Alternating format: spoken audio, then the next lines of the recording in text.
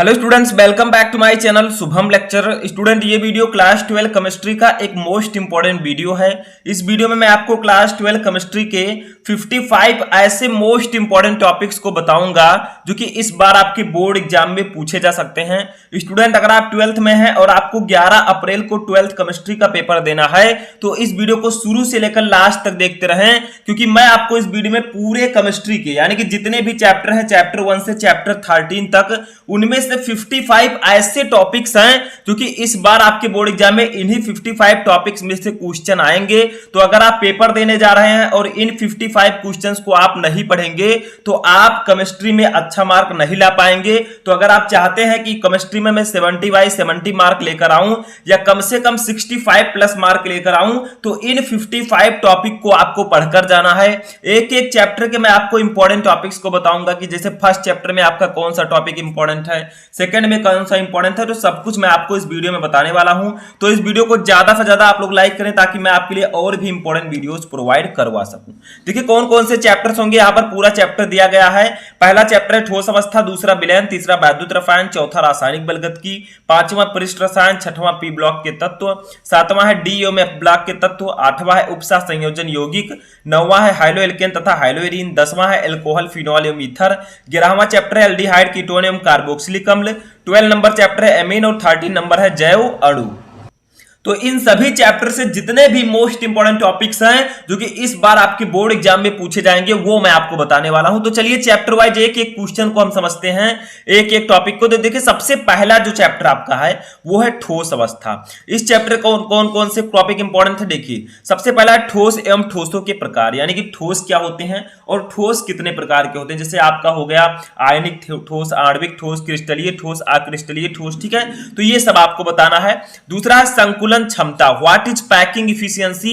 ये टॉपिक भी most important है आपकी बोर्ड एग्जाम के लिए, ठीक है, फर्स्ट चैप्टर में, तो इसको तो आपको पढ़कर ही जाना है। तीसरा है फ्रैंकल दोष, ठीक है, जो आपके ठोसों में दोष पाए जाते हैं जैसे फ्रैंकल दोष, साटकी दोष, ये सब दोष मोस्ट इंपोर्टेंट हैं।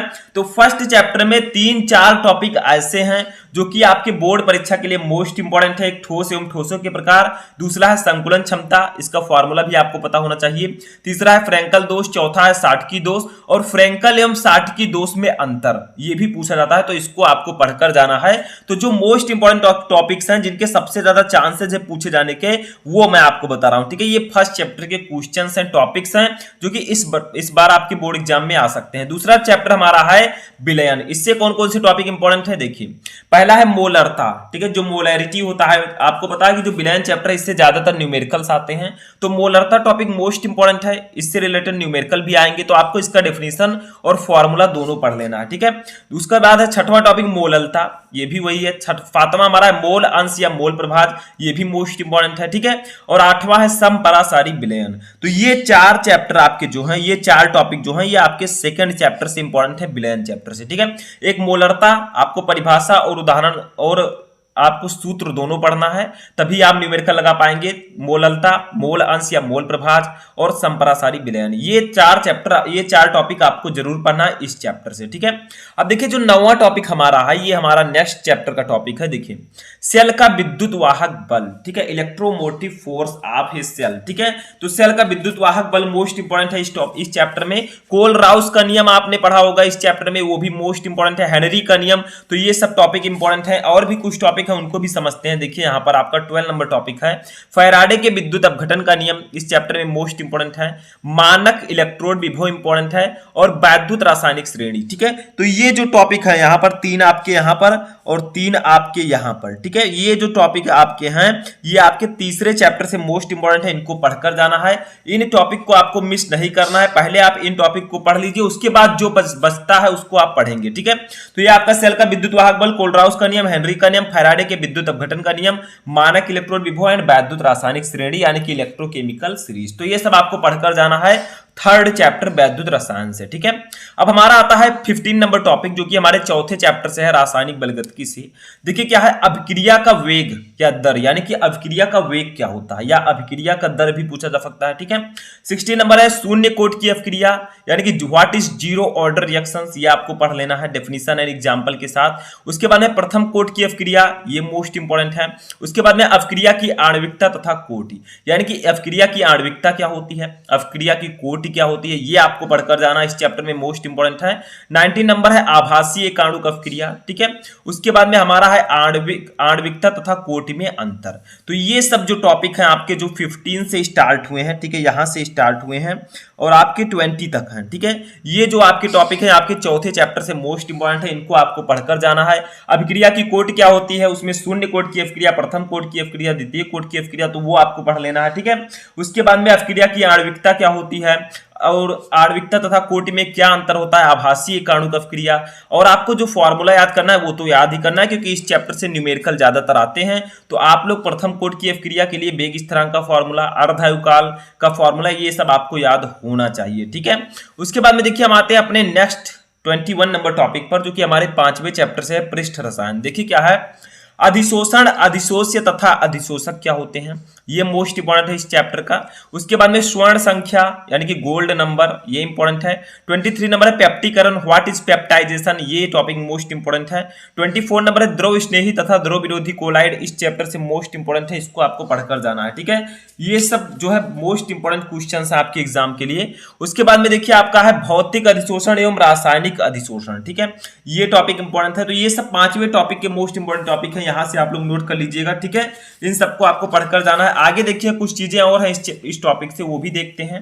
तो देखिए यहां पर आपका है इस चैप्टर से हार्डी सुलजे नियम, ये भी इंपॉर्टेंट है। स्कंदन, अपोहन, टिंडल प्रभाव। ठीक है, तो ये सब आपके जो है 5th चैप्टर से इंपॉर्टेंट है, यानी कि आपका जो चैप्टर है पृष्ठ रसायन। ठीक है, तो इसमें स्वर्ण संख्या, अधिशोषण, पेप्टीकरण, द्रव स्नेही तथा द्रव विरोधी कोलाइड, भौतिक अधिशोषण एवं रासायनिक अधिशोषण में अंतर, हार्डी सुलजे नियम, स्कंदन, अपोहन, टिंडल प्रभाव, ये सब टॉपिक मोस्ट इंपॉर्टेंट है आपके 5वें चैप्टर से। ठीक है, समझ में आया। अब चलते हैं अपने 30 नंबर टॉपिक पर जो कि हमारे नेक्स्ट चैप्टर से है, नेक्स्ट चैप्टर का है जो कि 6 नंबर चैप्टर पी ब्लॉक के तत्व से है। देखिए इसमें हम आते हैं, जो आपका विस्तृत उत्तरीय प्रश्न पूछा जाता है, हाइबर विधि द्वारा अमोनिया का निर्माण, ये मोस्ट इंपॉर्टेंट है, ये प्रयोगशाला विधि है, आपको इसको पढ़कर जाना है। ठीक है, हाइबर विधि द्वारा अमोनिया का निर्माण, जो NH3 आप बनाते हैं हाइबर विधि द्वारा, ये ठीक है अमोनिया। उसके बाद में देखिए ओस्टवाल्ड विधि द्वारा नाइट्रिक अम्ल का निर्माण, यानी कि जो आप नाइट्रिक अम्ल HNO3 बनाते हैं, इसका फॉर्मूला होता है, इसका निर्माण कैसे करेंगे प्रयोगशाला में। तो जो आपका 6 नंबर चैप्टर पी ब्लॉक के तत्व है, इससे प्रयोगशाला विधियां ज्यादातर पूछी जाती हैं, तो वो आपको पढ़कर जाना है। डीकन विधि द्वारा क्लोरीन का निर्माण, आप क्लोरीन का निर्माण कैसे करेंगे। ठीक है, तो ये 3 टॉपिक सबसे ज्यादा इंपॉर्टेंट है आपके जो 6 चैप्टर पी ब्लॉक के तत्व से, और ये विस्तृत उत्तरीय प्रश्नों में आते हैं। उसके बाद में 33 नंबर टॉपिक देखिए हमारे नेक्स्ट चैप्टर से इंपॉर्टेंट है, 7वें से, डी एवं एफ ब्लॉक के तत्व। देखिए इसमें इंपॉर्टेंट है संक्रमण तत्व, what is the transition elements, ठीक है, एलिमेंट्स। उसके बाद में लैंथेनाइड आकुंचन, ये दोनों टॉपिक आपके जो 7 नंबर चैप्टर है उससे इंपॉर्टेंट है, डी एवं एफ ब्लॉक के तत्व से।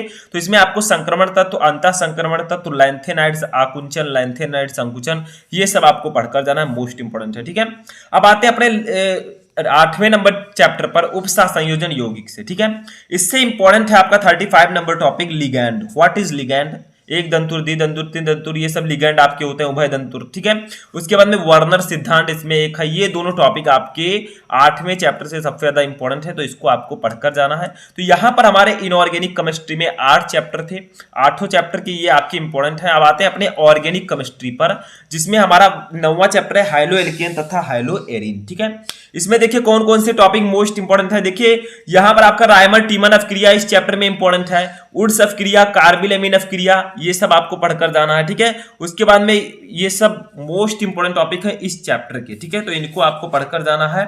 उसके बाद में आपका आगे देखिए नेक्स्ट है प्रयोगशाला में क्लोरोफॉर्म बनाने की विधि। तो ये सब जो टॉपिक्स है आपके 9th चैप्टर से मोस्ट इंपॉर्टेंट है, तो इनको आप पढ़कर जाइएगा। ठीक है, चलिए नेक्स्ट क्वेश्चन देखते हैं।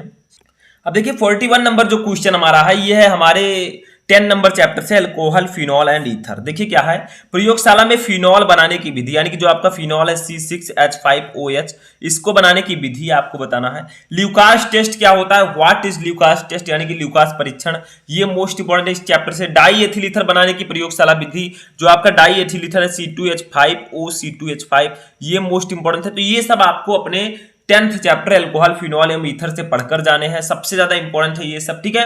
अब आते हैं अपने नेक्स्ट चैप्टर एल्डिहाइड, कीटोन एवं कार्बोक्सिलिक एसिड पर, 11 नंबर चैप्टर।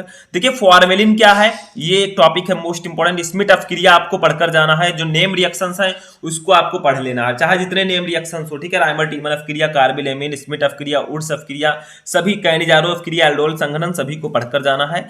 46 नंबर देखिए एसीटोन बनाने की विधि। 47 है फॉर्मेल्डिहाइड बनाने की प्रयोगशाला विधि। उसके बाद में ये सब आपके जो है एल्डिहाइड, कीटोन एवं कार्बोक्सिलिक एसिड के मोस्ट इंपोर्टेंट क्वेश्चंस हैं, प्रयोगशाला विधि इससे पूछी जाती है, तो इसको आपको पढ़कर जाना है।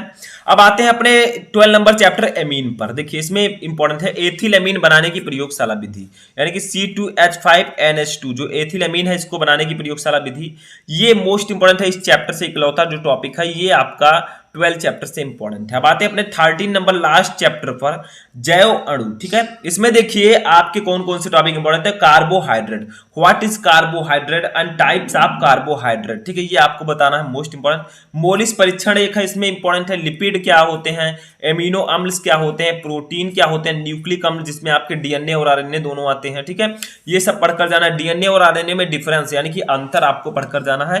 तो ये सब टॉपिक आपके लास्ट और 13 नंबर चैप्टर से मोस्ट इंपॉर्टेंट थे। तो यहां पर टोटल मैंने आपको 55 टॉपिक बताया। अगर आप बोर्ड परीक्षा देने वाले हैं तो इन 55 टॉपिक को आपको सबसे पहले पढ़ लेना है, क्योंकि इनमें से ज्यादातर क्वेश्चंस आपके बोर्ड एग्जाम में आएंगे, ठीक है। अब आप लोगों को कमेंट बॉक्स में बताना है कि इन 55 क्वेश्चन में से कितने टॉपिक्स आपको ऑलरेडी पता है, कितने टॉपिक का आंसर पहले से ही आपको पता है। तो आई होप कि आपको ये वीडियो अच्छा लगा होगा। कैसा लगा आपको ये वीडियो कमेंट करके बताएं। हम मिलेंगे नेक्स्ट वीडियो में नेक्स्ट टॉपिक के साथ, तब तक आप लोग अपनी तैयारी करते रहें।